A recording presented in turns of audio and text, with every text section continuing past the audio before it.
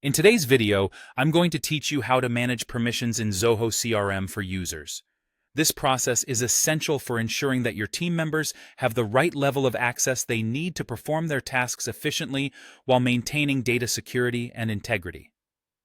First things first, let's get started by opening your favorite web browser and typing Zoho CRM into the search bar.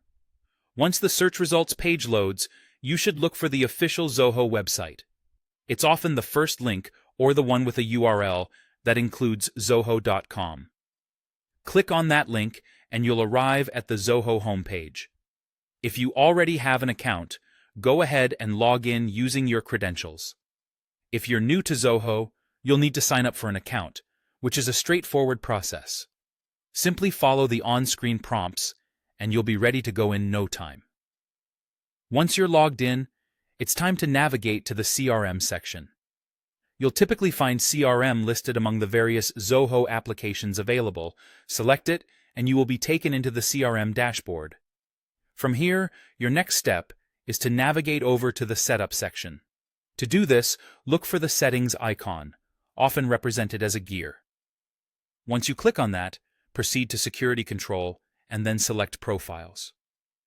Profiles are critical because they define what users can or cannot do within Zoho CRM by setting specific permissions. Here, you can modify existing profiles like Standard or Administrator to fit the needs of your organization. This includes adjusting permissions for specific modules and features, such as the ability to import or export data and other vital actions within the CRM system. Next, still within the Security Control under Setup, move on to the Roles and Sharing section. Here, you'll want to create a hierarchy of roles that mirrors your organizational structure.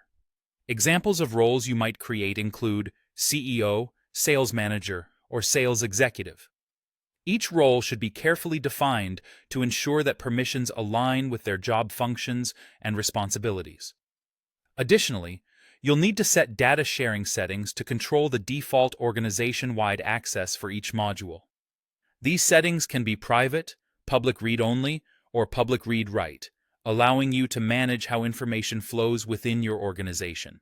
If your business has specific needs, you may also define more intricate data sharing rules based on roles or other criteria.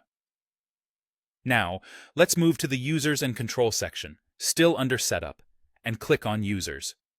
Here, you can select any team member and assign them the appropriate profile and role, which determines their overall permissions. Essentially, the profile dictates what actions a user can perform, while the role influences whose data they can access and interact with. And that's it. With these configurations, you're now equipped to manage permissions effectively in Zoho CRM, ensuring your team operates smoothly and securely.